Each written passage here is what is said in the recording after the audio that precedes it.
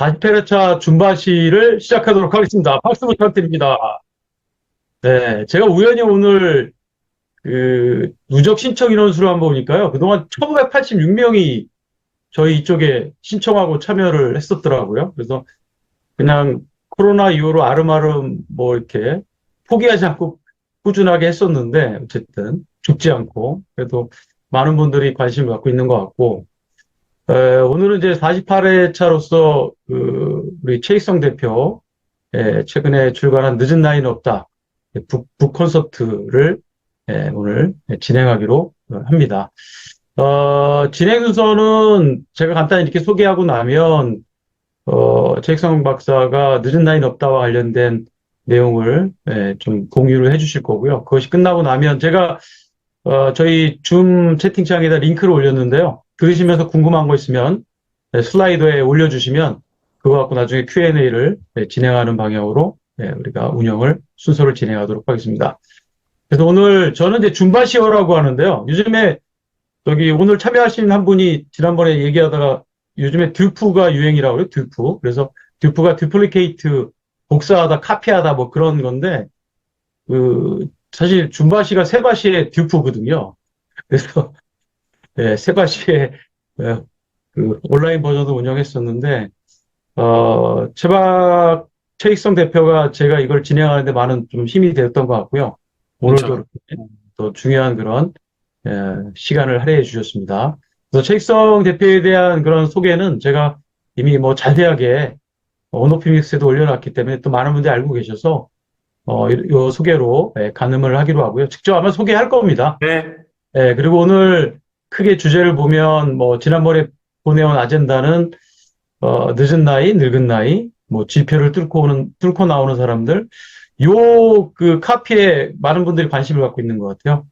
아무것도 하지 않으면 아무 일도 일어나지 않는다. 이 세 가지 이제 테마를 갖고 진행을 할 생각입니다. 자, 그러면 우리 최익성 대표를 뜨거운 박수로 맞이하겠습니다. 어, 예, 고맙습니다. 반갑습니다. 저는 플랜비 디자인의 최익성입니다.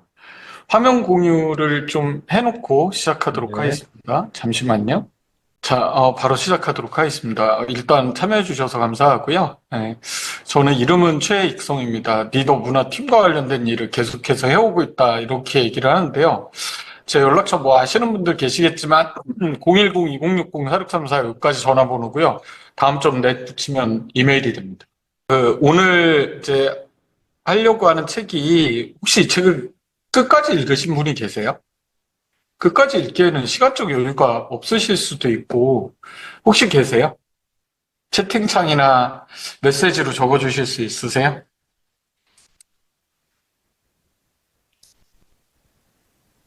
없나요? 어? 아직 읽는 중. 네. 또 뭐 다른 분들도 채팅이나 이런 거로 참여해 주시면 좋을 것 같습니다. 네, 고맙습니다. 네, 읽고 있어요. 빠르게 끝까지. 와, 대단하시네요. 감사합니다. 어떻게 잘 읽히시는지 모르겠어요. 읽으신 분들은 잘 읽히는지 모르겠고, 사실 요즘 책들이 워낙 많은 시대에 책, 활자, 영상 이런 것이 워낙 많은 시대를 우리가 살고 있어서 잘 책을 완독한다는 게 참 어려운 시대를 살고 있는 게 아닌가라는 생각이 듭니다.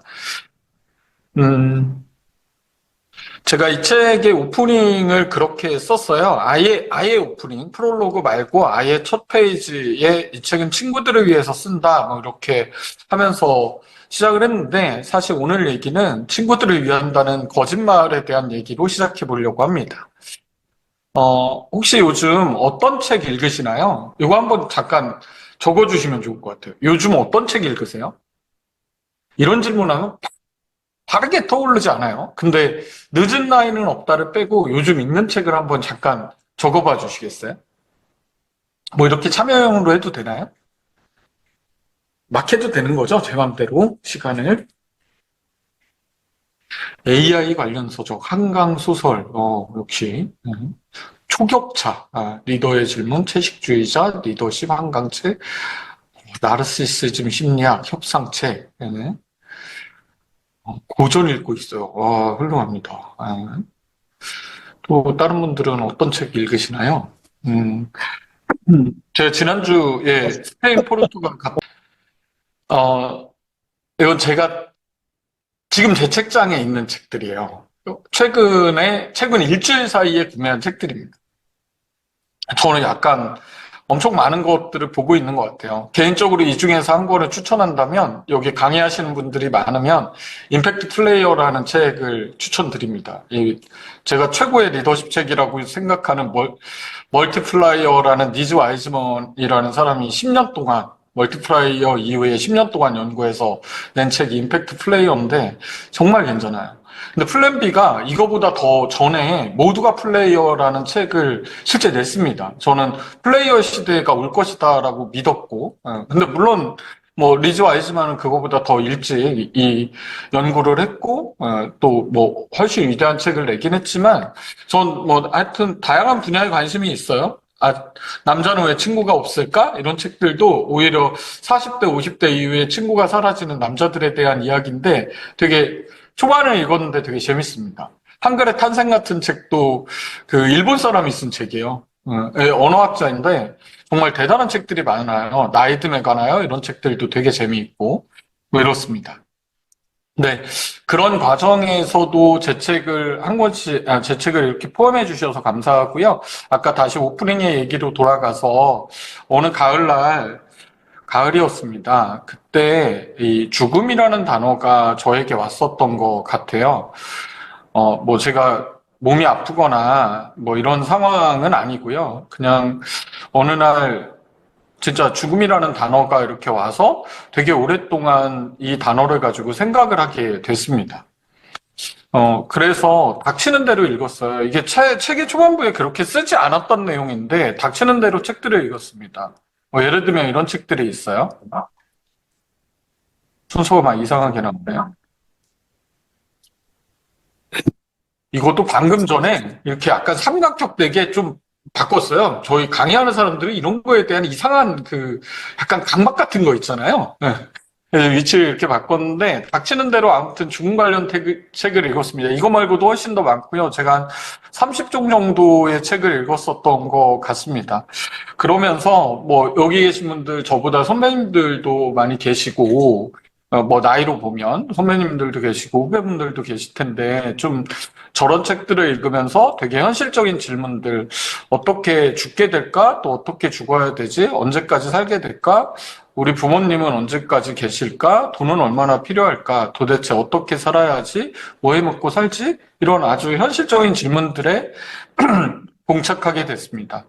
그래서 이런 질문들을 오랫동안 사유하다 보면 결국 불안이나 두려움이라는 감정이 이렇게 일어나게 되는 것 같아요. 그건 뭐 저만이 아니라 모든 사람이 그럴 거라고 생각이 되고, 그때 태어난 문장이 두려움은 반응이고 용기는 결정이다라는 문장이었고, 이걸 가지고 제가 2년 전에 2023년 8월 1일 날 두려움은 반응이고 용기는 결정이다는 부제의 커리지라는 원제를 가진 책을 출간했습니다. 이 책에서는 27개의 용기를 다루고 저에 대한 에피소드, 그리고 제가 가지고 있었던 일이나 관계, 또 자기 자신에 대해서 어떤 게 필요한지에 대한 평소에 가지고 있었던 생각을 27개로 정리를 했어요. 제가 27사단 나와서 웬만한 걸 쓸 때 27개를 맞춰서 하려고 되게 노력합니다. 근데 이 책에 어떤 내용들이 있냐면, 이 책에 있는 내용입니다. 이 책의 시작은 이렇게 시작이 돼요. 2015년 7월 31일, 직장인의 삶을 포기했다. 직장인의 삶을 포기했던 2015년은 따뜻했고, 뜨거웠고, 붉었고, 시렸습니다. 직장인의 삶을 포기했을 때 용기를 내야 했고, 한 번만 용기를 내면 되는 줄 알았다. 라고 시작합니다. 그런데 회사를 시작할 때도 용기가 필요했고, 첫 번째 멤버가 합류할 때도 용기가 필요했고, 다음 멤버를 찾을 때도 용기가 필요했고, 함께했던 멤버를 떠나보낼 때도 용기가 필요했습니다. 그래서 뭐 작은 회사지만, 뭐 회사의 규모적으로 작지만 저는 절대 작은 회사가 아니라고 생각을 하거든요.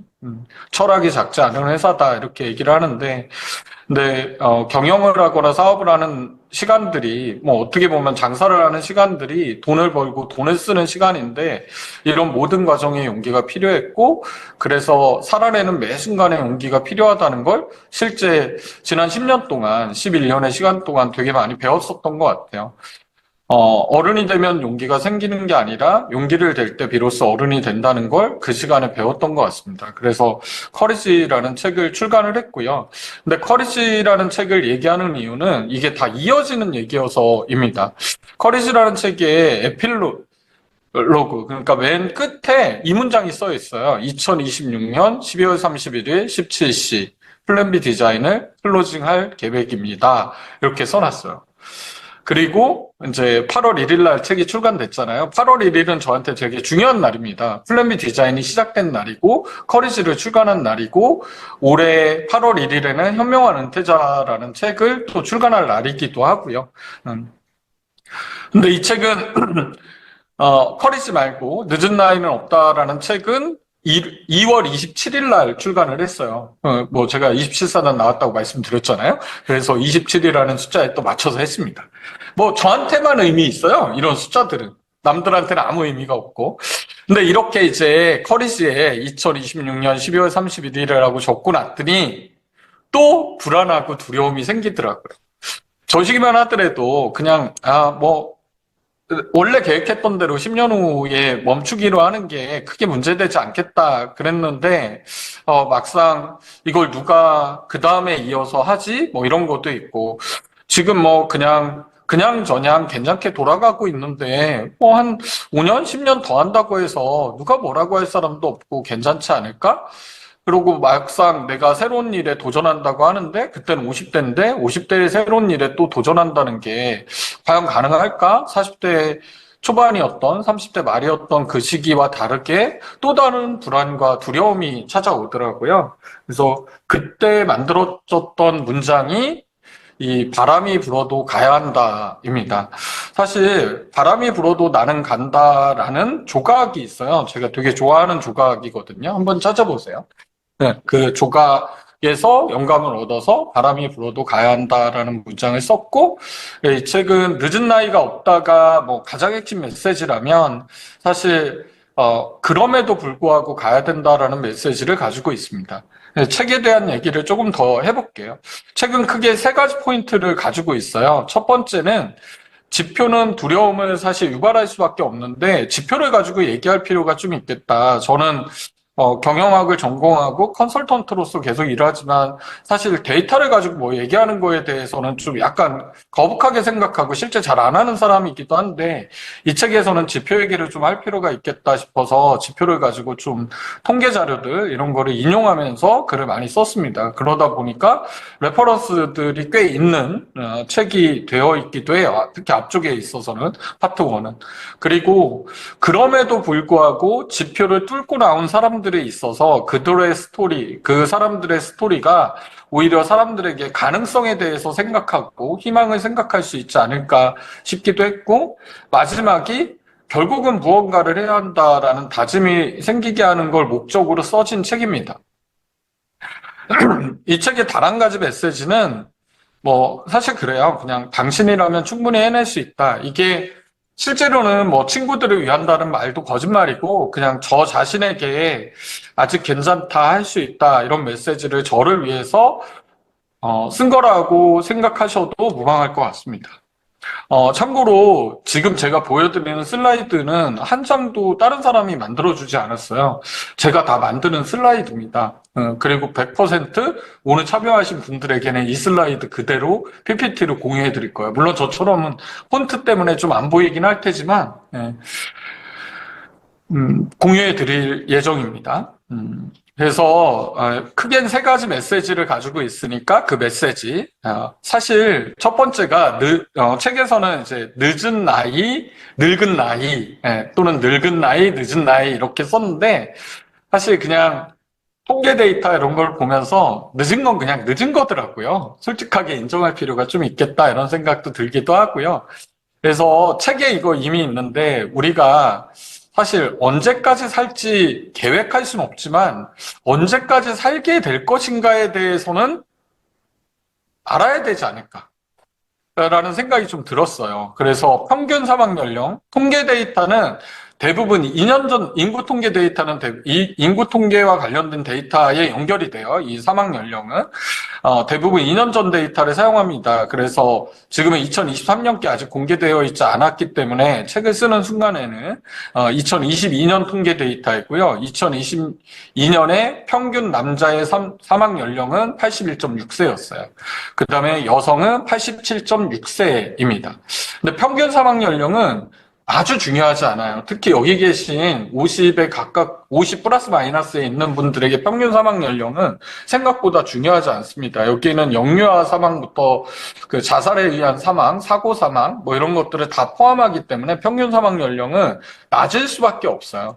가장 중요한 건 최빈 사망 연령이라는 숫자입니다. 어떤 나이대의 사람들이 많이 죽는가인데 2022년에 최빈 사망 연령이 이미 남성은 85세가 넘었고요. 여성은 90세가 넘었습니다. 근데 제가 책에서는 이게 0.2세씩 증가한다라고 얘기를 했어요. 근데 그건 과거 통계 자료들이 그렇게 되어 있어서 평균적으로 0.2세씩 매년 증가하고 있는 건 사실입니다. 근데 이게 지금 최근에 바뀌기 시작했어요. 거의 1년 단위로 0.5세씩 증가하고 있습니다. 최빈 사망 연령이. 그러니까 현재 50인분이 90살까지 40년이 남으셨는데 40년을 다시 반으로 나누면 20년이잖아요. 그러니까 여기 아직 딱 50에 가까우신 분들은 110살까지 살 수 있다. 이렇게 얘기할 수 있습니다. 제가 책에 썼는지 기억이 안 나는데, 책의 마지막 부분에 좀 써 있는 것 같아요. 100세 보험 상품이 언제 나왔는지, 그리고 현재 100세 보험 상품이 얼마나 많은지, 뭐 이런 얘기들이 있는데요. 금융사가 저는 되게 똑똑하다고 생각하거든요. 특히 보험회사들이 똑똑한데, 이미 100세 보험 상품이 2000년대 초에 나왔어요. 그리고 뭐 현재는 벌써 120살을 생각하고 있기도 합니다. 그만큼 이미 90세는 사실 말도 안 되고, 100세에서 130세. 그래서 책의 말미에는 130세까지 살 수밖에 없는 시대를 우리가 살게 될 것이다. 이런 얘기를 합니다. 사실, 어떻게 보면 지표 데이터들은 다 불안을 조장할 수밖에 없어요. 그냥 추정했어요. 그래도 그냥 100세까지 산다라고 가정하고 추정했을 때, 연간 한, 3천만 원, 월 250만 원을 쓰고 우리 비가 500만 원, 기타 지출이 500만 원 정도가 일어난다라고 가정을 할 때, 40년간 두 부부가 함께 살면 20억 정도가 필요하고, 만약에 혼자 산다고 하면 한 10억 정도의 현금 자산이 필요하더라고요. 순수 현금 자산으로 이 정도가 필요한 상황입니다. 그럼 저도 이거 보면서, 야, 나는 이만큼 준비돼 있나? 뭐 이런 생각이 들 정도로, 그리고 향후 10년 이내에 이만큼 준비할 수 있을까? 뭐 이런 생각도 듭니다. 그래서 책에 일부 얘기한 게 있고 얘기하지 못한 게 있는데, 크게 사실 노년의 가장 힘든 요소들은 돈하고 건강하고 외로움이래요. 그리고 이 돈과 건강과 외로움을 대처할 골든타임을 저는 40대 후반에서 50대 초반이라고 생각을 합니다. 물론 이게 사람마다 플러스 마이너스 당연히 있다라고 생각이 되고, 또 외로움이나 관계를 대하는 거에 있어서는 가치관과 인간관계에 대한 철학에 따라서 좀 다르게 생각하실 수도 있을 거라고 봐요. 근데 일단 그 기간에 준비해야 될 게 뭘까? 책에서는 요술램프 이런 단어를 쓰진 않았어요. 제 생각엔 그냥 요술램프 같은 게 필요해요. 돈이 콸콸콸 쏟아지는 요술램프가 필요하고, 또 하나는 사실 놀이, 또는 운동.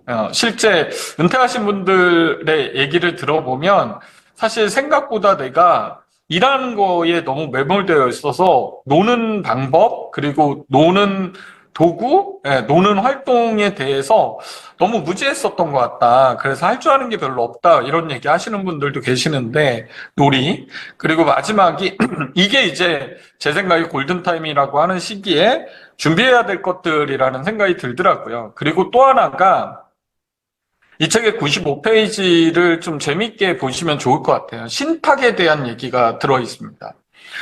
신탁은 제가 전문가가 아니기 때문에 신탁은 실제 신영증권의 오영표 전무, 헤리티지 본부를 이끌고 있는 오영표 전무가 하고 그 팀에서 써줬어요. 한 5페이지 정도를 제가 의뢰를 해서 써줬습니다.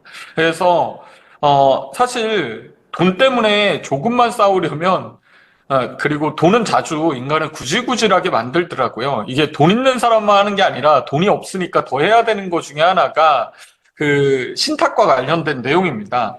그래서 신탁 중에는 뭐 유언 대용 신탁을 계약하는 것과 신탁 재산별 계약하는, 개별 계약하는 게 있어요. 이 책에는 조금 더 이런 게 자세하게 나옵니다. 꼭 한번 보시고 준비해 보시면 좋을 것 같고요. 이거를 여기 제가 이메일 주소도 적어놨으니까, 오영표 전무한테 좀, 상담받고 싶다. 물론 뭐 자산 규모 한 30억 정도 있어야지 전무가 나가서 상담할 텐데요. 여기 지금 신탁 사업을 너무 열심히 하고 있어서 밑에 직원이라도 만날 수 있을 테니까 꼭 해보시면 좋습니다. 사실, 형제 간에 또는 부모 자식 간에 또 이 돈 때문에 싸우는 일들이 있잖아요. 실제 안타깝지만 많이 주변에서도 앙망 발생하더라고요.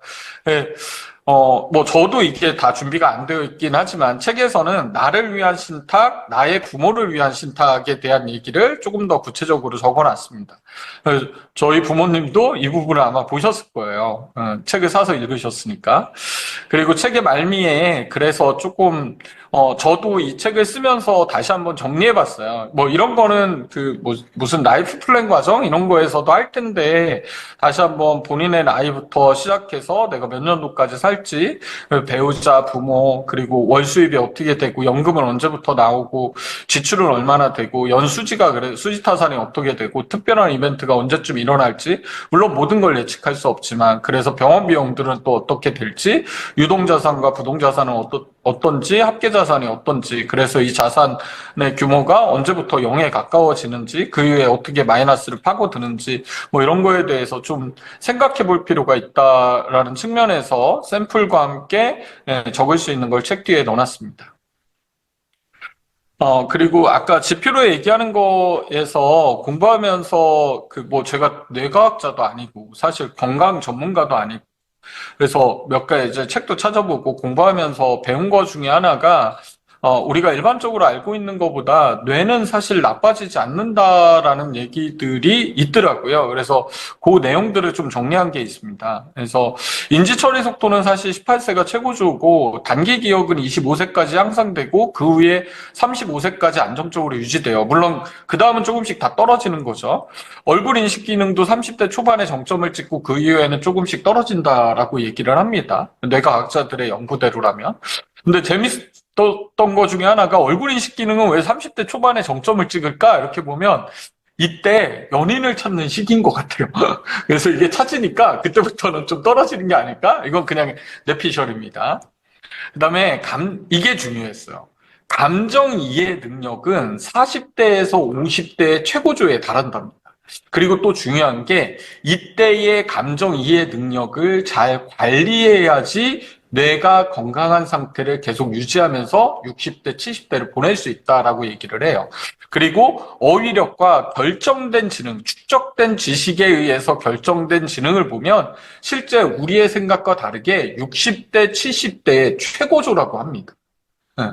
그러니까 저는 이 데이터 믿거든요. 피터 드러커라고 뭐 여기 계신 분들 대부분 피터 드러커를 아실 텐데 피터 드러커가 벌써 돌아가신 지 2005년에 돌아가셨어요. 그러니까 돌아가신 지 벌써 20년이 지났습니다. 피터 드러커 돌아가실 때 나이가 95세였고요. 사실 돌아가시 3일 전까지도 글을 쓰고 있는 상태였는데 드러커가 뭐라고 얘기했냐면 자기 책의 최고의 책은 60대 이후에 나왔다라고 얘기해요. 드러커의 명저 중에 예를 들면 경제인의 종말은 32살에 썼습니다. 경제인의 종말을 쓰고 경영학이라는 학문을 만들어냈다라고 얘기하는 그 위대한 학자가 자기 책의 최고의 퍼포먼스는 다 60대 이후에 나왔다라고 얘기하는 걸 보면 그 이후의 책들은 더 어마어마했다라는 얘기가 되는 거죠.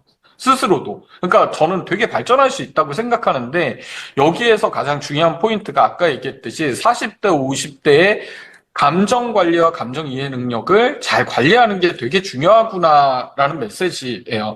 그런데 안타깝게도 우리가 40대, 50대에 큰 이벤트들을 살면서 되게 많이 마주치게 되는 시기더라고요. 부모가 돌아가시거나 또는 자녀가 대학을 입학하거나 뭐 중학교, 고등학교를 보내면서 스트레스를 받거나 그러니까 주변의 스트레스 영향 요소들을 관계적으로 되게 많이 받을 수밖에 없는 시기가 4, 50대다 보니까 이 정서 관리, 감정 관리를 잘 못해서 이때부터 망가지기 시작하는 것 같아요. 그래서 책에는 쓰지는 않았던 내용 중에 이미 알고 계시는 분들도 계실 거예요. 우리는 누구나 어디를 갈지 선택할 수 있잖아요. 예를 들면, 누군가가 당신에게, 이거 제가 하는 건, 누군가가 당신에게 일처리가 이게 뭡니까? 라고 얘기하면 어떤 사람은 슬픔의 길을, 어떤 사람은 분노의 길을, 어떤 사람은 희망의 길을 들어서죠. 근데, 그래서 우리가 많이 얘기하는 것 중에, 이거 딴 분들은 보여드리면 뭔지 모르겠지만 여기 있는 분들은 당연히 아시죠? 예. 자극과 반응 사이엔 얘가 있다라고 하잖아요. 뭔지 아시죠? 적어주세요. 제가 너무 계속 혼자 떠들고 있는 것 같아서. 바가 있구나. 네. 자극과 반응 사이에, 그렇죠. 자극과 반응 사이엔 공간이 있죠. 네, 뭐 선택이 있는 거고. 근데 이게 이제 비커 프랭클이 한 말이잖아요. 그 얘기를 다시 이제 제 방식으로 해석해 볼게요. 누군가가 당신에게 일처리가 이게 뭡니까? 라고 얘기를 하면 슬픔의 길, 분노의 길, 희망의 길에 들어갈 수 있는데, 문제는 나이가 들면 들수록 일처리가 이게 뭡니까? 라는 말을 덜 듣게 되는 게 현실인 것 같아요. 점점 더. 어른이 된다는 건 혼낼 수 있는 사람이 사라지는 게 아닌가? 이런 생각이 개인적으로 들기도 했습니다. 회사 대표가 되고 났더니 저한테 뭐라고 하는 사람들은 점점 더 줄어들 수밖에 없더라고요. 네. 어른이 되고 나이가 들어도 점점 더 그렇게 되고.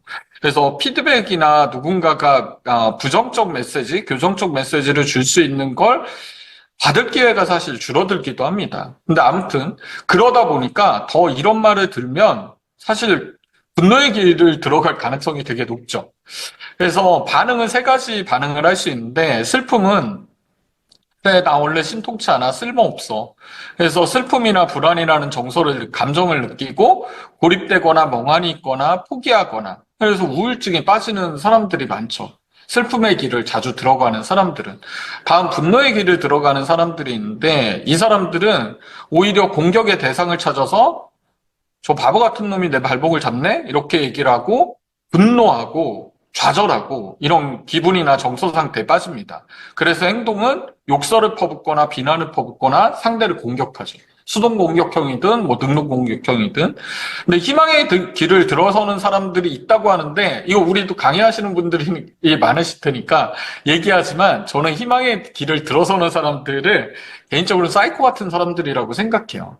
대부분의 사람들은 오히려 슬픔의 길이나 분노의 길을 들어서는 사람들은 전 되게 이성적이고 정상적인 사람들이라고 생각하고요. 오히려 희망의 길을 들어서는 사람들은 진짜 자기 통제를 더 해야 되는 오히려 비정상적인 인간이지 않을까? 근데 이 사람들은 이 상황이 나에게 뭘 말하는 거지라고 스스로 자문하고 그러다 보니까 평온이나 평정심을 유지하고 제가 어떤 점을 고쳐야 될까요? 라고 부드럽게 질문할 줄 아는 사람들인 거죠. 근데 그래서 사실 희망의 길을 들어서라고 저는 얘기를 하는데 대부분 잘 그러지 못한다는 거예요. 안타깝게도 많은 사람들이 분노의 길로 들어가는 경우가 되게 많더라고요. 저는 이런 얘기를 합니다. 그래서 화가 나는 건 자연스러운 일이지만 꼭 어쩔 수 없는 감정이다. 하지만 뭐 작은 일에도 화나는 사람들이 있으니까 또 되게 미묘한 거에 내가 내 뭐 영리를 건드렸다고 생각해가지고 바르르 떠는 사람도 있고 되게 다양하니까요. 근데 화가 나는 것과 화를 내는 건 전 다른 문제라고 생각을 하고 이게 제가 생각하는 감정과 정서의 관리예요.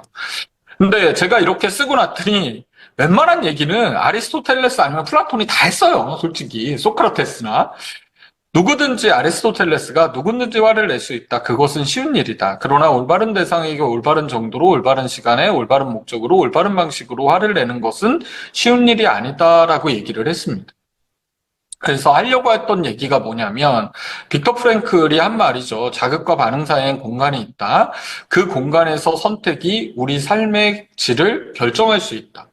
그래서 사실 모든 것이 연결되어 있더라고요. 제가 아까 이제 뇌 얘기를 하다가 이쪽으로 왔잖아요. 뇌를 지키려면 감정을 지켜야 됩니다. 감정을 지키려면 타인에 대한 관대함이 필요하다라는 생각이 들었어요. 근데 우리가 이제 감정을 못 지키는 이유 중에 하나는 무례한 사람들하고 일을 해야 되는 상황. 그래서 대부분 인간관계 책들은 관계를 끊어라라고 얘기하는데 저는 그런 책들을 개인적으로는 되게 부정하는 사람들이에요. 나이가 들면 들수록 맞는 사람들만 만나라라고 하는 책들이잖아요. 대부분. 여기 계신 분들도 혹시 그럴 수도 있는데, 저는 그건 좀 부정하는 사람입니다. 오히려 나이가 많아지면 많아질수록 나와 다른 사고를 하는 사람들을 더 많이 만나야 된다고 믿어요. 네. 그래야지 내가 건강함을 더 유지할 수 있다라고 편향이 안 생기고 건강함을 유지할 수 있다라고 생각이 됩니다. 저는 힘들지만 최근에 이제 우파, 극보수, 이런 영상들도 될 수 있으면 봐요. 그들은 그렇게 생각하고, 극좌에 있는 사람들 것도 보고, 중립에 있는 사람들 것도 보는데, 그래야지 내가 조금 더 관대할 수 있지 않을까라는 생각이 들어서, 근데 쉬운 일은 아니더라고. 무례한 사람을 보면 저는 이렇게 해석하기로 했습니다. 다정함은 그냥 지능이다. 그래서 일부러 그러는 건 아니다 생각하자. 단지 그는 지능이 그냥 낮아서 저렇게 행동할 뿐이다. 이렇게 생각하면 조금 낫더라고요. 그리고 또 하나가 이제 내가 다른 사람을 대할 때는 그럼 어떻게 해야 될까? 라고 얘기할 때 저는 다정함은 체력에서 나온다고 생각하기도 해요. 지능도 있지만. 그래서 내가 누군가가 지키거나 보호하거나 함께하고 싶은 사람이 있다면 그에게 친절할 수 있는 체력을 남겨둘 필요가 있더라고요.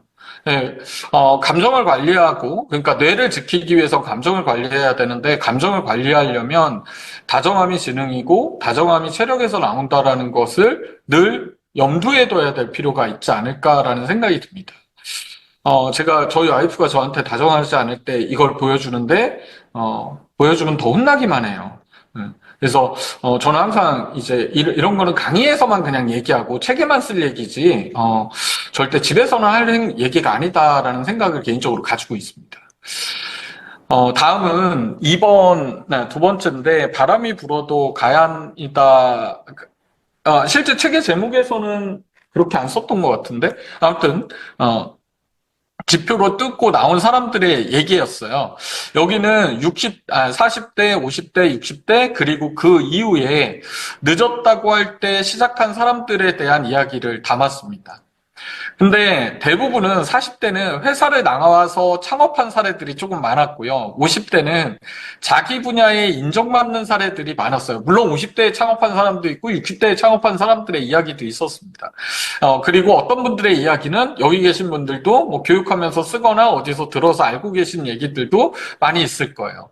근데 사실 생각보다 공통점이라고 할 게 별게 없는데 이분들의 공통점이 있다면 그게 뭘까라고 볼 때 이 사람들이 왜 성공 케이스에 올라와 있을까라고 보면 저는 두 가지였다고 생각해요. 둘 중에 하나는 반드시 있었어요.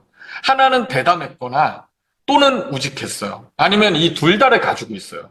둘 중에 하나를 반드시 가지고 있다라는 게 제 개인적인 판단입니다. 이거 너무 중요하더라고요. 네. 둘 다 가지고 있으면 더 좋지만 둘 중에 하나는 반드시 있어야 되는구나 이런 생각이 들었습니다. 그래서 이 책에는 이제 이방한 대표는 저랑도 아는 스카이랩스라고 하는 이 심장 질환을 알 수 있는 심장과 관련된 데이터를 모두 확인할 수 있는 반지를 만들고 있는 그래서 반지의 제왕이라고 불리는 분이에요. 삼성전자 연구원이었는데 40세의 연구원으로 근무를 하다가 퇴사를 합니다. 사실 40세가 아무리 IT 개발자 출신이라고 하더라도 약간 업계에서는 좀 늦은 나이에 출발한 거라고 생각을 하고 연구원으로서 괜찮은데 왜 그러냐 뭐 이런 얘기를 들으면서 퇴사를 해서 지금 스카이랩스를 잘 이끌고 있죠. 이영희 그 디자이너는 41세 전업주부로 살다가 사실 한복 디자인부터 시작한 게 아니고 그냥 포목상에서 그 사촌이 하는 포목상에서 일을 하기 시작하다가 그 남은 소재를 가지고 뭔가 약간 지갑 같은 것도 만들어보고 가방도 만들어보고 이러는데 너무 잘 만드니까 주변 사람들이 이걸로 뭐 더 만들어서 팔아주세요 뭐 이렇게 하다 보니까 자기가 재능이 있다라는 걸 늦게 발견하고 한복 디자이너가 되고 한복이 을 세계적으로 알리는데 가장 큰 역할을 합니다. 근데 이분이 41세에 출발한 거예요. 다이소에 지금 3조 이상의 매출을 한다는 다이소의 박정부 회장은 사실 아까 회사에 해고당해요. 45세에 해고를 당하고 회사를 창업합니다. 그리고 옆에 있는 손중주 회장님은 저의 추천사도 써주시기도 했고, 사례의 주인공이기도 한데, 48세에 구조조정을 자기가 했어요. 자기가 구조조정 담당이라 구조조정을 했는데, 구조조정이 끝나고 자기가 구조조정을 당했어요. 그래서 나와서 회사를 차린 게 웰컴 금융그룹입니다. 지금 자산 가치가 7조 정도 되는 회사의 대표이시고, 올해 나이가 이제 70 정도 되셨어요. 2년 전에 이제 회사 20주년 행사에도 저희가 초대받아서 갔었는데, 이런 분들이 보면 다 생각보다 늦게 출발하신 분들이더라고요. 근데 그나마 이분들은 40대였고요. 그 다음에 이제, 늦었다고 할 때 시작한 사람들, 50대에 시작한 사람들이 있어요. 꼭 50대는 아니지만, 늦게 무언가는, 뭐, 그 전에 아무것도 안 한 건 아니겠죠. 근데 이 장래호라는 분 혹시 아세요? 장래호라는 분이, 이분이 63세 사진이거든요. 62세 때 찍은 사진이에요. 물론 약간의 뽀샵이라고 하나요? 그런 게 있긴 하지만, 이분이 62세에 머슬킨에 선발됐어요.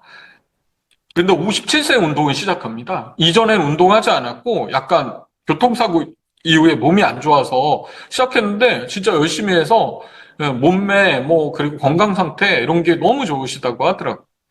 네이크룩은 뭐 아시는 분도 있겠지만 맥도널드 형제에게 물론 그 사업권과 관련돼서 약간 이슈가 악마의 경영자다 뭐 이런 얘기도 있지만 이 사람은 55세에 그 아이스크림 기계를 팔던 사람이었는데 영업자였는데 55세에 맥도날드 사업을 시작하게 됩니다. 당시 이 사람은 당뇨병도 있었고 합병증을 가지고 있었다라고 해요. 근데 대단한 그 열정을 가지고 회사를 했고요. 알렉스 헤일리는 56세에 물론 그 전에도 작품을 썼습니다. 뿌리라는 작품을 통해서 세계적인 작가가 됐는데 작가 이전에 직업 군인이었는데 꾸준하게 글을 썼었다고 하더라고요. 모건 프리먼도 이미 사실 대중에게 많이 알려져 있는 사람이긴 하지만 오스카 수상한 나이가 58세였다고 해요. 그다음에 더 늦었을 때 이제 60대 이후에 시작한 사람들 중에 KF 할아버지는 사실 너무 유명하잖아요. 65세에 기초생활수급자였는데 KFC를 창업했고 이 박종섭 박사라는 분은 마스크 쓴 거 보면 코로나 시기에 박사학위를 받으셨어요. 76년에 학부를 졸업하셨는데 코로나 시기에 박사학위를 받았습니다. 이영국이라는 분은 민화 작가이신데요. 이분이 그림을 배우기 시작한 게 71세인데 5년 후에 민화 작가로 인정을 받기 시작했는데요. 처음 학원 가서 그림 배우기 시작했을 때 소질이 없다. 취미로도 하시지 않아야 된다. 이런 얘기를 들으셨다고 합니다. 시바타 도요라고 하는 시인이죠. 이 시인 약해지지 마라는 시집을 내셨어요. 그 시집이 무려 99세에 내셨고 90세에 시를 쓰기 시작했다고 해요. 물론 이분은 전업주부였고 이분의 아들이 시인이긴 해요. 그렇지만 자기가 글을 쓰거나 이럴 수 없다라고 믿었는데 이렇게 꾸준히 무언가를 하니까 결과가 나오더라 이런 얘기를 하십니다. 책에 들어있는, 알바레스, 95세에 가수로서 신인상을 받은 사례나 퇴설했던 사례가 있긴 하지만, 최근에, 우리나라로는 91세죠. 이순재 선생님이 연기 대상을, 공로상이 아니라 연기 대상을 실제 수상하잖아요. 그리고 또 누구죠? 박근영 선생님도 역시 요거 아래 상을 수상받기도 하고, 그래서 과연 나이가, 물론 장애가 되죠. 늦은 거니까. 근데 나이가 많은데도 불구하고 무언가 할 수 있다라고 생각하고 실제 도전하고 시도하다 보면 충분히 되지 않는가 이런 생각이 들었습니다. 그래서 늦었다고 할 때 시작한 사람들이 절대 하지 않는 말들이 있더라고요. 그걸 보면, 예를 들면, 이 나이에 무슨이었고, 그 다음에, 그건 안 해봐서라는 말도 좀 잘 안 하는 것 같고, 그리고, 그건 내가 해봤는데 안 돼라는 말도 잘 안 하는 것 같아요. 그래서 이게, 2번, 3번은 경험의 틀, 자기가 가지고 있는 경험의 틀 안에 자신을 가둬놓지 않는다는 거고, 1번은 그냥 나이를 한계점으로 생각하지 않는다라는 특성을 가지고 있었습니다. 그리고 이 책에도 언급된 분 중에 한 분이 이제 김정자라는 분이고요. 이분은 지금 나이는 한 68세 이 정도 되셨을 거예요. 현재도 디즈니 애니메이션 타이밍 디렉터로 활동을 하고, 에미상을 수상한 엄청나게 유명한 분입니다. 근데 뭐 일반인들이 많이 알진 못하죠. 이분이 조금 알려진 거는 뜻밖의 여정이라고 윤여정 씨가 상을 받고서 다큐멘터리 비슷한 예능을 나영석 PD하고 만든 게 있어요. 그때 이제 출연해서 얘기를 하는데 그 얘기하는 장면, 사진이 별로 없더라고요. 그 장면을 그냥 캡처한 겁니다. 우리는 나이가 들수록 인생의 목표가 없어지잖아요. 근데 여정 언니가 보여줬죠. 무언가를 이루기에 우리가 결코 늦지 않았다는 것을. 그리고 이 다음에 그래서 저도 계속할 거예요. 뭐 이런 얘기를 하시더라고요. 개인적으로는 되게 감동이 있었습니다. 그리고 이제 아까 40대 늦었다고? 아니, 40대에 시작한 사람들. 그래도 50대는 늦은가? 아닌가? 아니, 50대에 시작한 사람들. 그래도 60은 늦은 거 아닌가? 아니, 60에도 도전한 사람들에 대한 얘기가 있고, 또 하나 조금, 두 가지 측면에서 생각했던 얘기들이 있어요. 하나는 하던 일을 좀 완전히 전환해서 새로운 인생을 사는 사람들의 이야기와, 한 길에 좀 오랫동안 서 있었던, 물론 한 길에 오랫동안 서 있었던 사례들은 약간 경영자들, 뭐, 이병철 회장이나 구인회 회장이나 이런 경영자들, 효성의 돌아가신 회장님, 뭐 이런 분들의 얘기도 있는데요.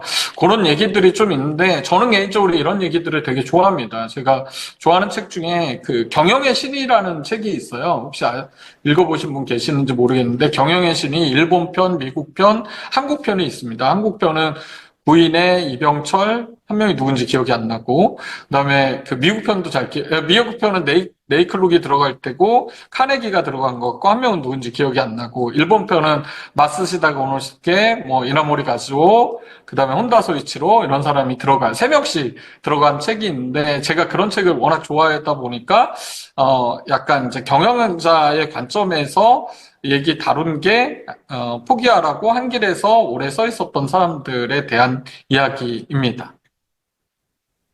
제가 시간이 지금 얼마나 아직 괜찮은 거죠?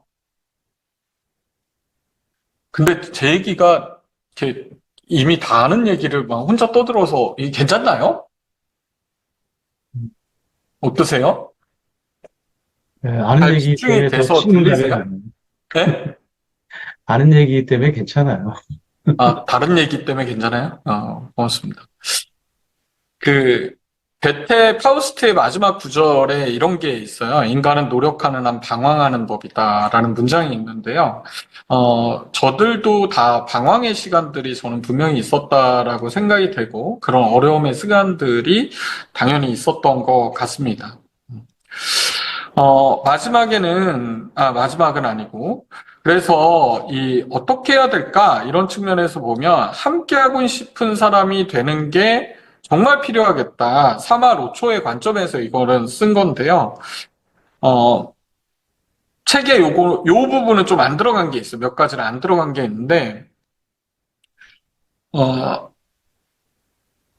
책에 일부 들어갔는데, 약간 전문가 세션처럼 해가지고 쓴 게 크게는 세 개의 글이 있습니다. 하나가 아까 얘기한 신탁과 관련된 글이 하나가 있고요. 그게 오영표 변호사가 좀 써줬고, 또 하나가 현명한 은퇴자들이라고 유튜브 채널을 한번 구독해 보세요. 현명한 은퇴자라는 유튜브 채널이 있는데 되게 잘 되는 채널이에요. 현명한 은퇴자들이라는 채널이 이범용이라는 분이 만든 채널입니다. 근데 이분하고 저희가 지금 같이 현명한 은퇴자들이라는 책을 지금 만들고 있는 중이거든요. 저하고는 교육생으로 만났어요. 이분은 지금도 삼성 SDI에 수석으로 근무를 하고 계세요. 근데 본인도 이제 은퇴를 10년 앞두고 계속해서 뭐 여러 가지 시도를 했어요. 거기 보면 이제 이분이 시도한 사례들 얘기 많이 있습니다. 여기 저 동탄 사는데 동탄 하나로마트에 쌀국수집 오픈해가지고 오토로 돌리려다가 두 가지를 알게 됐다고 하더라고요. 오토는 절대 되지 않는다는 것과 체인점 사업은 결국은 체인 본사만 배부르게 하고 나는 손실이 일어난다는 걸 배우고 3년 만에 문을 닫으셨는데 그분이 일부 내용을 또 약간 써준 게 있어요. 그게 이제 현명한 은퇴자들에 대한 얘기가 써준 게 있고, 제가 이제 마지막 파트에 그냥 조직 개발 전문가이자 HR 컨설팅을 하는 사람으로서 이 초고령화 시대의 개인과 조직이 해야 될 일이 무엇인가를 썼는데 그 이유가 질환지교 시큐리티의 조원희 대표라는 분이 이제 저랑 아는 사이인데 이 책이 나오기 전에 저한테 연락을 해서 자기 회사에도 IT 회사인데도 불구하고 자기 회사에도 이제 50대들이 늘어나기 시작하고 그런데 회장님은 이게 40대 기술론을 내세우면서 인원 교체들이 일어나야 된다라고 얘기하는데 본인도 50대이기도 하지만 50대의 이사급에 해당하는 사람들이 아직은 왕성하게 활동할 수 있다라고 믿는다. 이런 것 때문에 되게 부딪힌다. 라는 얘기를 하면서 이런 초고령화 사회의 기업과 그 기업에 소속되어 있는 개인들이 어떻게 해야 되는지에 대한 얘기들을 다루고 있는 거죠? 이렇게 물어보시더라고요. 이 책이. 늦은 나이는 없다라고 썼으니까. 근데 사실 그 얘기는 아예 안 다루고 있었거든요. 그 약간 책의 원래 논지하고 약간 다른 거예요. 그래서, 큰일 났다. 그분이 책 나오면 100개 사주기로 했는데, 그리고 제가 가서 특강도 하고 막 이랬는데, 큰일 났다, 이런 생각이 들더라고요. 그래서 일부 내용을 한 5페이지 정도, 5페이지에서 7페이지 정도 전문가 세션으로 썼습니다. 그러면서 조금 쓴 내용이 있어요. 그 중에, 아까 여기 이제 데이터로 시작하는 것 중에 하나가 뭐냐면, 중장년 구직자들에게 물어봤습니다. 평균 어떤 나이대에 퇴직했냐? 중장년 구직자라는 게 이제 50대, 60세인 사람들이 대부분이에요. 70대도 무조건, 물론 있기는 하지만, 대략 몇 살 정도가 평균 퇴직 연령일까요? 이 중장년 구직자들의 평균 퇴직 연령이 몇 살이었을까요? 저는 이거를 주 1이라고 얘기를 합니다. 인생에서 주 1이라는 기간이 있거든요. 네, 대부분 60세 이전일 텐데 주 1이고 그 다음에 이게 클로징되고 삶의 클로징까지 구간이 저는 있다라고 얘기를 하는데 중장년 구직자의 평균 퇴직 연령은요. 죄송해요. 이걸 얘기하기 전에 조직과 개인의 가장 큰 고민, 물론 사업적 고민이 더 커요. 사업적으로 뭘 할 것이냐, 어디에 집중할 것이냐, 이런 게 훨씬 더 중요한 질문이라고 저는 생각하는데요. HR 측면에서 가장 큰 고민은 이겁니다. 언제까지 함께 할 것인가?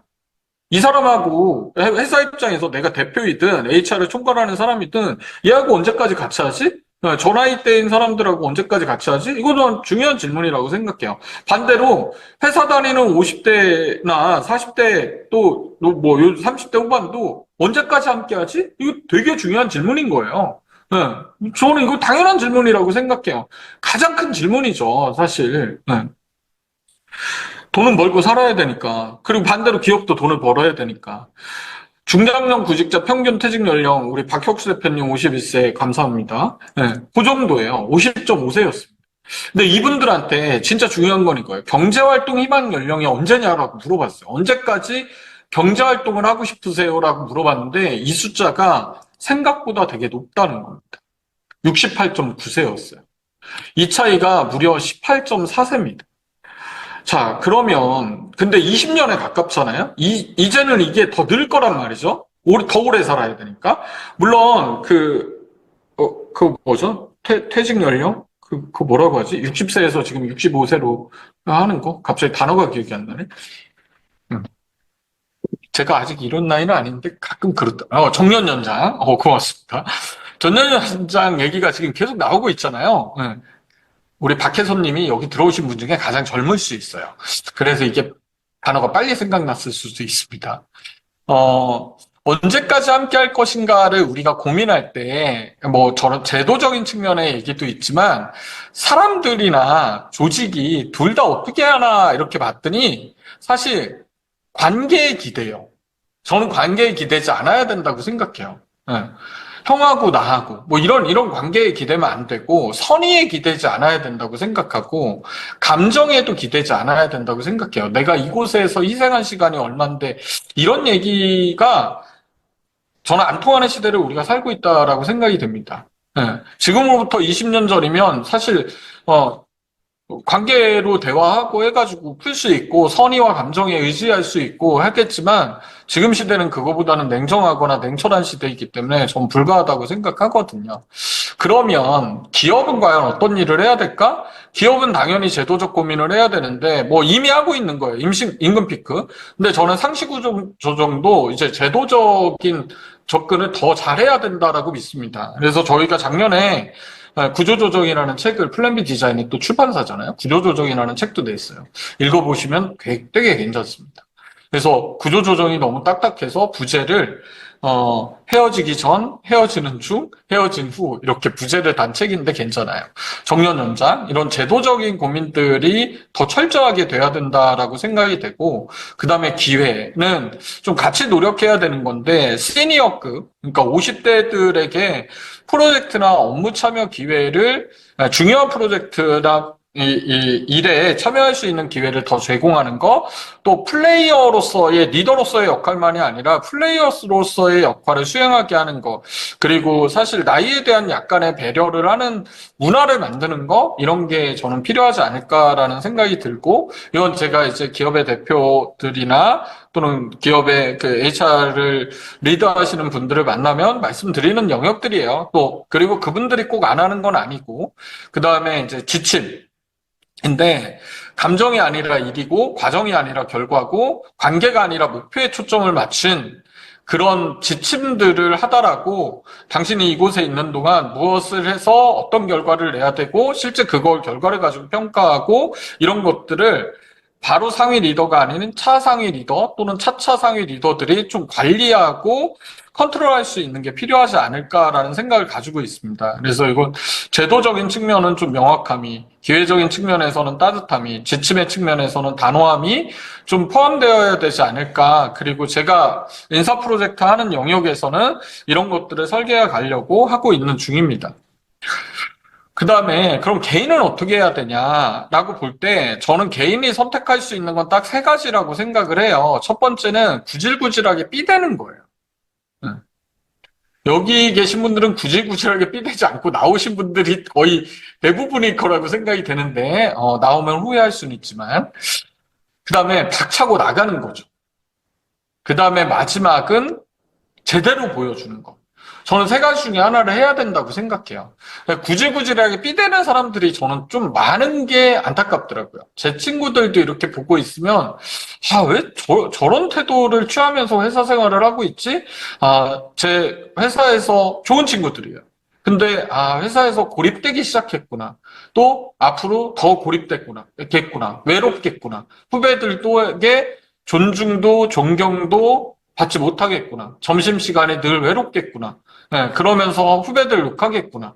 네, 후배들도 욕하지만 자기도 후배들을 친구들 만났을 때 욕하겠구나. 이런 생각밖에 안 드는 친구들과 50대들을 볼 때마다 너무 안타까운 거예요. 삐대는 방법은 사실 삐대다가 표준어입니다. 삐대는 방법은 하라는 거 안 하거나 불쌍해 보이거나 없는 듯 있거나 뭐 저는 이런 거라고 생각해요. 그리고 이런 거를 저는 사실 강의장에서 제가 얘기하는 메시지들입니다.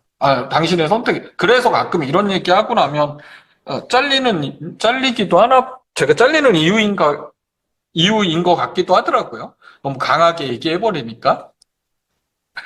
근데 초고령화 사회 개인과 조직의 가장 큰 고민이 아까 언제까지 함께 할 것인가라고 얘기를 했는데 사실 관계나 선의에 감정이 기대지 않고 그럼 뭐가 필요하냐? 저는 득이 되는 존재가 돼야 된다라고 정의했어요. 사실 시스템과 인간은 모두 이익이 되는 방향으로 움직입니다.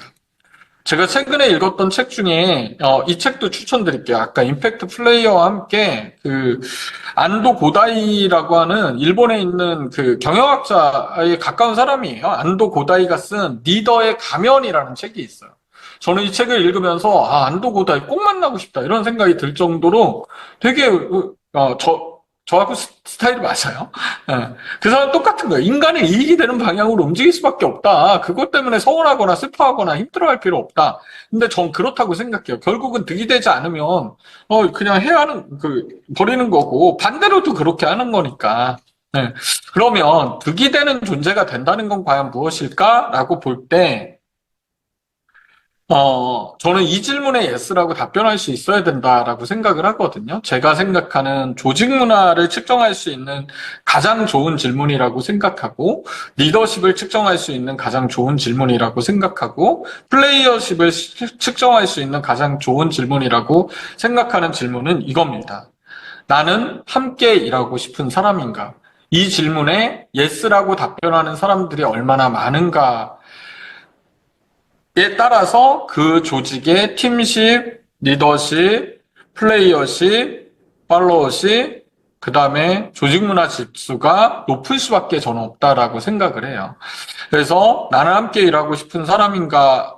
라는 질문 뒤에 하나를 더 붙인다면 우리가 자기인식이 되게 약하잖아요. 예, 진짜라는 질문을 통해서 다시 한번 자신을 들여다보고 내가 진짜 함께 일하고 싶은 사람인가에 대해서 정말 냉정하게 평가하고 판단해야 된다. 이런 얘기를 마지막에 적어놨던 것 같습니다. 어, 그, 그래서 함께 일하고 싶은 사람이 되기 위해서 어떻게 해야 되냐? 이거 제가 이제 늦은 나이는 없다를 가지고 특강을 할 때 사용하는 슬라이드를 가지고 말씀을 드리고 있는 중이에요. 서울시에 50 플러스 재단이라는 곳이 있어요. 혹시 아시는지 모르겠습니다. 50 플러스 재단에서 강의하시는 분도 계실 수도 있고. 50 플러스 재단의 프로그램 중에 이렇게 막 10일짜리도 있고, 한 달짜리도 있고, 6달짜리도 있고 이런데, 제가 프로그램이 초기 만들어질 때는 좀 공헌을 했습니다. 근데 뭐, 제가 공공기관에 워낙 많이 안 가는 편이어서 그 이후에는 좀 관여를 안 하고 있는데, 여기에서 가장 많이 훈련시키는 게 뭐냐면, 모든 프로그램에서 꼭 들어가는 거 중에 하나가 이거예요. 1분만 말하기예요.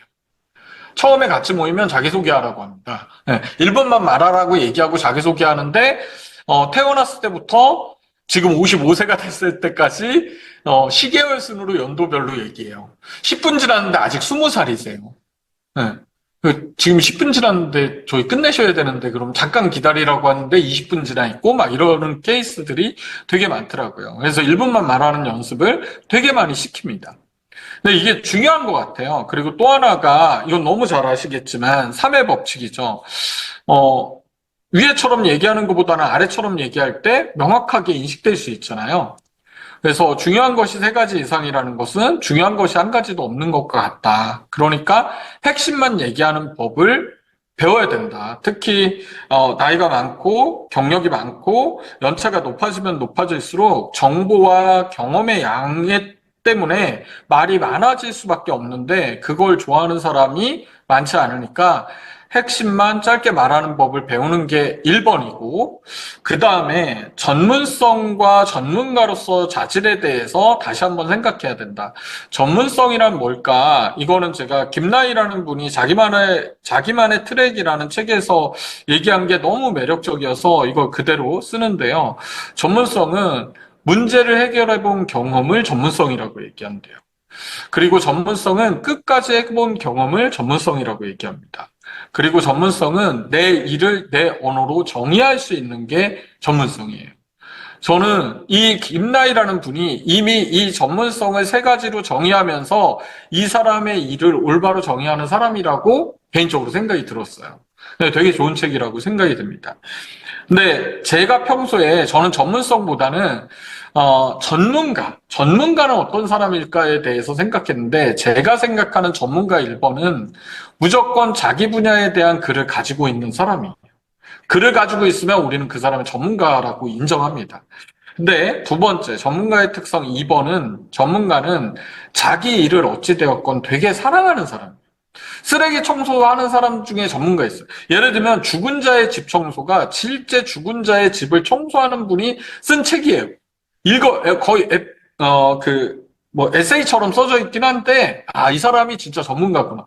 왜 이 사람이 최고인 사람들이 섭외하는구나. 이런 느낌이, 일을 맡기고 부탁하고 부르는 거나 느낌이 라는 게 일단 글을 썼고 자기 일을 정말 사랑해요. 그 일이 얼마나 가치 있는지를 얘기하고 있어요. 그러니까 확실히 전문가들은 되게 단단한 신념 같은 걸 가지고 있는 사람들이 전문가인 것 같다라는 생각이 들더라고요. 그런데 또 하나, 진짜 전문가는 뭐가 필요하냐면 신념을 의심할 줄 알더라고요. 자신이 믿고 있는 가치, 기준, 원칙, 경험, 이런 것들을 합리적으로 의심하고 줄 알아야지 다른 경험을 가진 사람 또는 다른 영역의 사람들의 이야기를 듣고 더 확장할 수 있는데 사실 제가 아까 잠깐 얘기했던 것처럼 만나는 사람의 폭을 좁히면 좁힐수록 내 시야의 한계는 점점 더 작아질 수밖에 저는 없다고 생각이 되거든요. 그러니까 그러다 보면 점점 더 내가 본 것이 전체이고 그것이 가장 옳다라고 믿는 믿음이 더 견고하고 강해질 수밖에 없다고 생각이 되는데 그러다 보니까 전문가들이 2번까지는 많이 있는데 3번의 전문가들이 더 사라지고 있는 게 아닐까라는 생각이 들어서 저는 좀 폭넓음이 필요하다 이렇게 믿고 있는 사람입니다. 그래서 현명하게 함께 하려면, 더 오래 함께 하려면, 핵심만 말하는 거, 프로페셔널 보여주는 거, 요게 이제 아까 그거 가지고 얘기하고 싶었던 거이고, 또, 다가가고 싶은, 네, 어른이 되는 거. 이게 되게 중요하지 않을까라는 생각을 하고, 그런 부분들을 아까 얘기한 별도의 챕터로 쓴 코너에서 좀 다루고 있습니다. 네 번째 메시지는 시간이 흐르다고 미래가 되지 않는다라는 메시지입니다. 우리는 매일 네 가지 정도의 일을 하죠. 어떤 일은 중요하고 어떤 일은 긴급합니다. 그래서 긴급한 일, 긴급하지 않은 일, 그리고 중요한 일, 중요하지 않은 일이 있고 이거를 그냥 분류하면 A 영역, B 영역, C 영역, D 영역. 뭔가 이상한데? 네. 이제 알았어요. 뭔가 이상한지.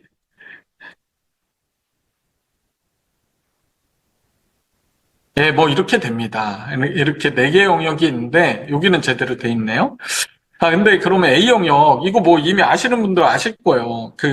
이거 뭐죠? 아이젠하워 매트릭스잖아요. 근데 아이젠하워 매트릭스를 누가 더 뜨게 했냐는 아까 제가 잠깐 얘기했던 피터 드러커입니다. 피터 드러커가 아이젠하워 정부를 컨설팅했어요. 그래서 아이젠하워 정부를 컨설팅할 때 아이젠하워의 시간 관리 방식에 대한 얘기를 들었고 그게 피터 드러커가 56세에 쓴 자기 경영 노트라는 책에 아이젠하워에 대한 얘기를 하면서 이 얘기를 해요. 근데 피터 드러커의 책은 단 한 개도 표가 없죠. 그 다음에 사람들이 이걸 이제 표로 만들어서 제시했던 게 이 표입니다. 그래서 그러면 A 영역 어떻게 해야 되냐? 두해야 된다. C 영역 어떻게 해야 되냐? 델리게이트 해야 된다. D 영역 어떻게 해야 되냐? 딜리트 해야 된다. 근데 중요한 B 영역. 중요한데 긴급도가 떨어지는 이유로 미루는 미래와 관련된 거, 그 미래를 위해 현재 무언가에 집중하는 거, 그 미래를 위해 무언가를 하는 거. 이 B 영역은 어떻게 해야 되냐? 원래는 디사이드예요. 근데 저는 이거는 플랜을 세워야 된다 이렇게 정의를 합니다. 그래서 저희 회사 이름이 플랜 B 디자인이에요. 플랜 B 디자인은 더 중요한 일을 발견하고 집중하고 잘 해낼 수 있도록 돕는다. 물론 이건 책에 쓴 내용은 아니에요. 네. 라는 미션을 가지고 있습니다. 그러면 우리가 이 B 영역을 위해서 해야 되는 질문은 나는 어디로 향해야 하는가? 나는 무엇에 집중해야 하는가? 지금 당장 해야 될 것은 무엇인가? 뭐 이런 질문들이잖아요. 그리고 이런 질문들은 꽤 오랫동안 사유해야 되기도 하고 또 행동해야 되기도 하는 질문들이죠. 그래서 제가 되게 좋아하는 문장이기도 한데요. 누구나 한 번은 리더가 된다라는 책의 한 챕터의 문장이기도 했던 어디로 갈지 모르는 배는 순풍도 도움이 되지 않는다라는 문장을 참 좋아하는데 그래서 방향과 목적지를 정하는 게 되게 중요하다 이렇게 얘기를 하는데요. 그래서 저는 방향이나 목적지가 없는 사람들에 대해서 왜 그러지? 이런 생각을 가지고 있었는데 최근에 작년 가을 정도였던 것 같아요. 이런 문장을 만났어요. 저 너무 멋진 문장이라고 생각해요. 어디로 갈지 모른다면 그건 정할 수 있다는 뜻이다라는 문장이었습니다. 그 밑에 이상한 나라 앨리스라고 써 있는데 실제 이상한 나라 앨리스의 문장은 사실 정확하게 이 문장은 아니지만 대략적으로 누군가 해석한 뜻이 이거였던 것 같아요. 대부분 이런 문장들은 화장실에서 만나는데 실제 농심 18층 화장실에 이 문장이 붙어 있어요. 보고 깜짝 놀랐어요. 어디로 갈지 모른다면 그건 정할 수 있다는 뜻이다. 그러니까 충분히 정하면 된다. 그런 걸 정할 때 어떻게 해야 될까? 저는 그래서 제가 이 책을 쓰면서 무슨 얘기를 또 썼냐면 자기계발서를 읽기에 늦은 나이는 없다. 이런 영역들이 좀 있거든요. 어쩌면 자기계발서는 20대에도 읽어야 되겠지만 40대, 50대에 다시 한번 꿈, 목표, 비전 이런 거를 생각해야 되지 않을까라는 측면에서 꼭 읽어야 되겠다라는 읽었으면 좋겠다라는 메시지를 많이 전달하고 싶었어요. 그래서 저는 비전을 이렇게 정의하거든요. 미래에 나에게 죄짓지 않는 게 저는 비전이라고 정의를 합니다. 여기 저보다 뭐 비전 이거 뭐라고 하죠? 비전 무슨 그리고 뭐 이런 거 훨씬 더 저는 이런 강의는 하지도 불러주지도 않아서 하지도 못하는데 저는 이렇게 정의를 합니다. 비전은 그냥 미래에 나에게 죄짓지 않는 것이라고 정의를 하고 이런 거를 좀 잘 만들려면 플랜 B 디자인에는 5Q라고 하는 게 있어요. 5가지 중요한 질문이 있는데 이 중요한 질문이 저희 사이트에 들어가면 저희 멤버들 것도 다 있습니다. 어떤 신념과 원칙을 가지고 있습니까? 어떤 일을 합니까? 무엇을 가치 있게 생각합니까? 어떤 사람으로 기억되고 싶습니까? 그 다음에 앞으로 무엇을 할 계획입니까? 이렇게 적혀져 있습니다. 근데 이 중에 제 거만 4번, 5번을 잠깐 보여드려 볼게요. 제가 4번을 이렇게 썼어요. 어떤 사람으로 기억되고 싶은가? 뭐 사진에서도 보시면 알겠지만 이거는 되게 젊은 시기였습니다. 뭐 지금도 젊지만. 말과 말, 말과 행동, 행동과 행동의 일관성을 위해 부단히 노력한 사람으로 기억되길 원합니다. 가운데 서 있기 위해 노력한 사람, HR이 틀리지 않다라는 것을 증명한 사람으로 기억되고자 합니다. 뭐 이렇게 이제 제가 적었습니다. 그리고 아까 5번 질문 기억하세요? 앞으로 어떻게 할 것인가?를 얘기할 때 이 책의 이제 뒷표지에 이 문장만 써 있는 거, 이 문장하고 조금 문장 더 써 있긴 한데 핵심 문장은 C.S. 루이스가 얘기하는 새로운 목표를 세우거나 새로운 꿈을 꾸기에 늦은 나이는 없다라는 메시지를 기반으로 해서 기반으로 좀 생각해 보시면 좋을 것 같고요. 플랜 B의 5Q 5번째가 어떤 계획을 가지고 있습니까? 인데, 이건 제 거를 보여드릴게요. 저는 이렇게 썼어요. 많은 사람들이 자신이 가진 능력을 활용해서 더 자유롭게 일하고 더 많은 공헌을 해서 수익을 창출할 수 있는 생태계를 조성해 나갈 계획입니다. 이게 제 30대 중반에 썼던 것 같습니다. 그때 40대에는 사업을 하고 50대에는 사회 공헌하고 60대 후학을 양성하고 70대, 80대, 90대에는 이렇게 해야겠다라고 이제 되게 오래전에 계획을 했던 거고 저는 지금 이제 40대에서 50대로 넘어가는 일을 하기 위해서 아까 클로징은 사실 이미 35세에 계획했던 클로징입니다. 근데 제프 베조스라는 사람이 이게 커리지라는 책의 마지막에 쓸래다가 남의 얘기로 끝내지 않았으면 좋겠다 해가지고 빠진 문장이거든요. 일과 삶 속에 내렸던 최고의 결정은 분석에 따른 것이 아니다. 모두 마음, 직관, 용기에 따른 것들이다. 이렇게 얘기를 했습니다. 어디로 갈지 모른다면 아직 정할 수 있는 시간이고 충분히 정할 수 있다고 한다면 마음, 직관, 용기를 따르는 것이 좀 필요하지 않을까라는 생각이 들고요. 그래서 저는 긴 삶을 이렇게 살았고 이렇게 살 계획입니다. 플랜 A는 제가 직장 생활했던 시간이고요. 플랜 B는 지금 창업하고 경영하는 시간이고요. 그다음에 플랜 C는 제가 다음에 할 회사의 이름이기도 합니다. 세 번째 창업이라고 하는 거는 파지트라는 회사가 있어서 플랜 B와 파지트라는 회사가 있어서이고요. 그 다음에 세 번째 창업과 경영은 이 50대, 60대의 플랜 C 디자인. 플랜 C의 C는 클로징이에요. 그래서 클로징에 대한 플랜을 잘 디자인할 수 있는 회사. 그리고 제가 살아서 할 수 있는 건 플랜 D까지이지 않을까. 그래서 마지막 창업과 경영은 80대 말까지는 아니고 한 85세 정도까지 좀 하고 나머지 기간도 뭐 일은 하긴 하겠지만 90세까지는 일을 했으면 좋겠다 이런 마음으로 플랜 D의 D는 데스입니다. 그래서 데스에 대한 플랜을 잘 디자인해 줄 수 있는 회사고 이 회사의 서비스 모델 중에 하나가 죽여주는 서비스라고 잘 죽여드리는 프로그램과 도구를 만들 계획입니다. 그렇게 이제 잘 가기 위해서 오늘 드러커 얘기를 한 2번 했는데, 드러커가 3년마다 한 가지 키워드를 정하고 그것에 몰입했다라고 얘기를 해요. 근데 저는 그래서 드러커 책 중에 전혀 예측되지 않는 책이 하나가 있는데 그 책의 제목이 붓의 노래라는 책입니다. 네. 김훈 작가의 칼의 노래 같이 붓의 노래라는 책인데 붓의 노래는 일본 화에 대한 얘기예요. 일본 그림에 대한 얘기인데 이 사람이 3년 동안 한 가지 키워드를 정하고 그것을 몰입해서 공부했다고 했잖아요. 실제 일본화를 너무 좋아했었대요. 그래서 일본화를 공부를 엄청 많이 해가지고 어느 정도 공부를 했냐면 아까 그렇게 책을 냈고 책을 내기 전에는 대학에서 교양 강의로 일본화 강의를 할 수 있을 정도로 뛰어났었다고 합니다. 그러니까 진짜 뛰어난 사람이죠.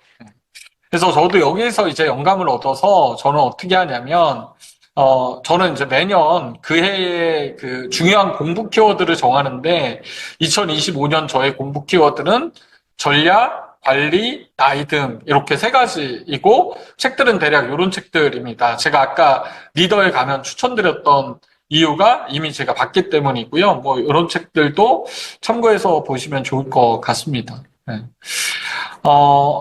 이제 클로징으로 아무것도 하지 않으면 사실 아무것도 일어나지 않는다라는 너무 뻔한 명제이잖아요. 커리지에 쓴 메시지인데요. 용기란 두려움을 느끼지 않는 것이 아니라 두렵지만 해야 할 일을 하고 가야 할 길을 가는 것이 저는 용기라고 정의를 하고 있습니다. 다시 이제 책의 얘기로 돌아가서 성공의 서사는 사실 다 다르더라고요. 성공하는 사람들의 특성도 사실 제각각이었습니다.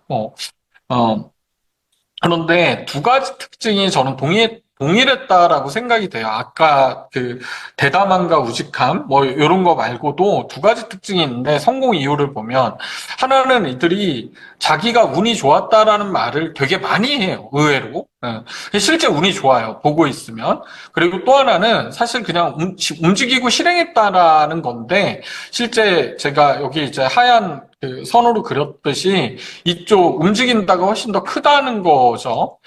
근데 사람들은 어떤 사람의 성공은 운이 좋아서다라고 얘기하고 내가 실패하거나 잘 안 되는 이유는 운이 나빠서다라고 얘기를 합니다.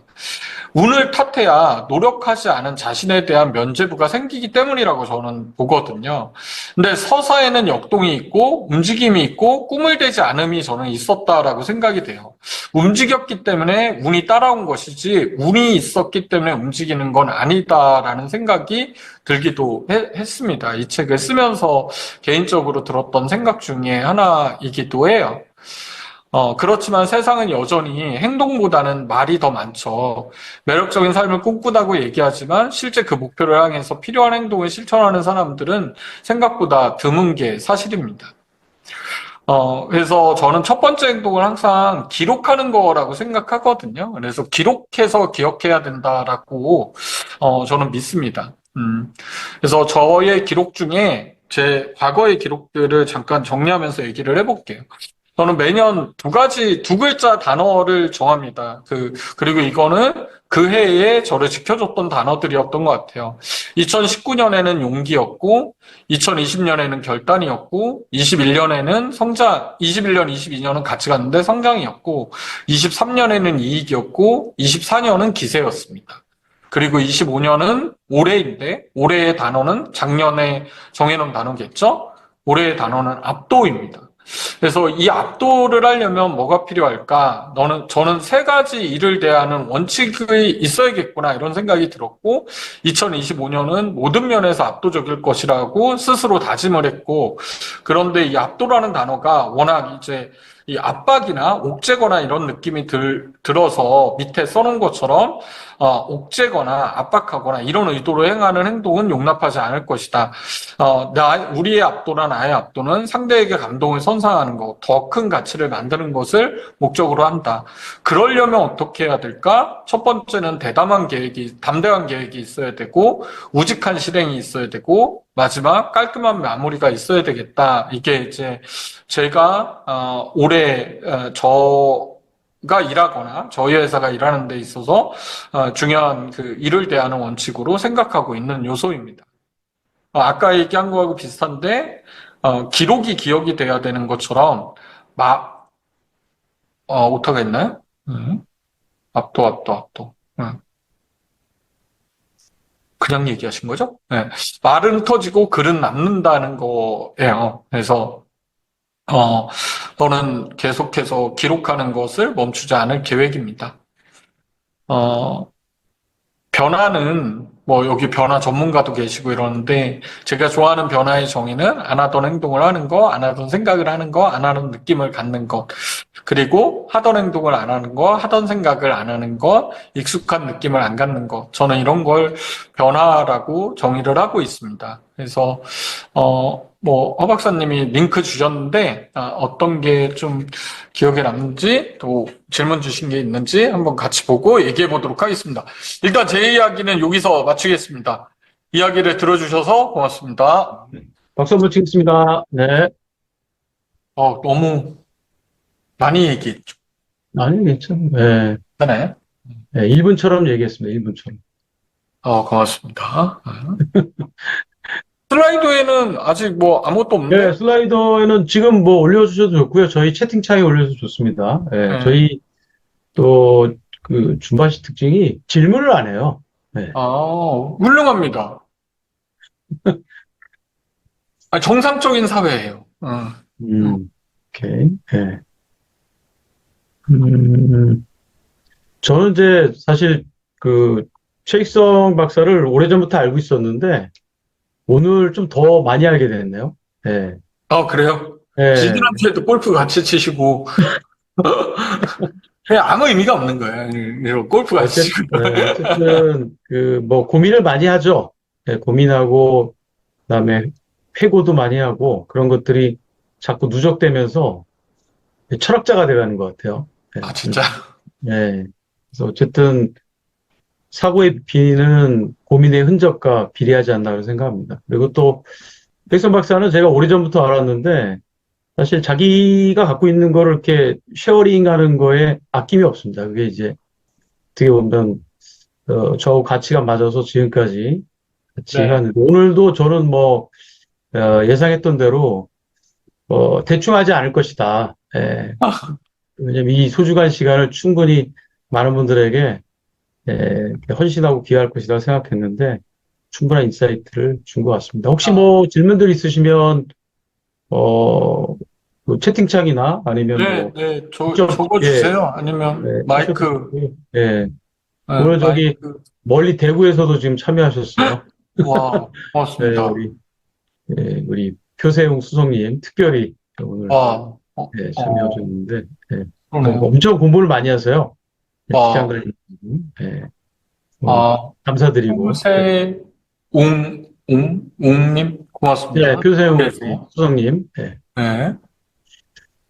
그리고 오늘 특이한 게 이제 저희들 중간에 많이 빠져나가거든요, 또. 근데 30명이 그대로 거의 끝날 때까지 유지돼서 어쨌든 여기 뭐 직장에 있는 분들도 있고 개인적으로 비즈니스 하는 분들에게 뭔가 좀 방향이나 그다음에 자기 신념에 대해서 한번 되돌아볼 수 있는 점검할 수 있는 소중한 시간이 아니었을까 그런 생각을 합니다.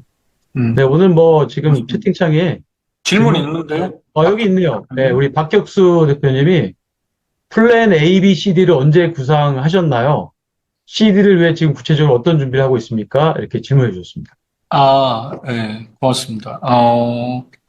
사실 플랜 B까지는 플랜 B는 그냥 플랜 B가 먼저니까 회사를 만든 게 먼저였고 저는 그냥 플랜 A라고 이제 해버린 거니까 그건 좀 지나간 거고요. 플랜 C는 사실 플랜시는 회사는 만들어져 있어요. 현재도. 네, 개인 회사로 한 4년 전에 창업은 해놨습니다. 매출이 하나도 없어요. 세금계산서 좀 끊어주세요. 네, 매출이 작년에 0이었어요. 그전에는 조금 있었는데 없습니다. 근데 이때는 이제 클로징에 관심을 가지면서 클로징과 관련된 어떤 일을 해야겠다 이렇게 이제 생각을 했고요. 사실 C와 D는 좀 연결이 돼요. 그러니까 제가 아까 죽음을 생각하면서 이제 죽음과 관련된 사업을 해야겠다 이런 생각을 했습니다. 뭐 예를 들면 관 짜는 사업 또는 납골 실제 미국에서는 그런 사업이 있거든요. 이거 뭐라고 하죠? 도자기 비슷한 거를 개인화해가지고 디자인해가지고 만들어줘가지고 파는 사업이 있어요. 네, 이런 것들을 이제 해야겠다라는 생각도 가졌고 죽음에 관심을 가지면서 제가 재작년에 이제 공부를 더 하려고 석사과정이나 아니면 학부 3학년 편입이나 이런 거를 좀 생각을 했었어요. 그래서 석사과정을 찾아보니까 동국대학교에 이제 학과 뭐더라? 아무튼, 동국대학교에 하나가 있고요. 카톨릭대학교에 하나가 있고, 그 다음에 가천대학교에 하나가 있어요. 근데 이게 다 장례지도학과예요.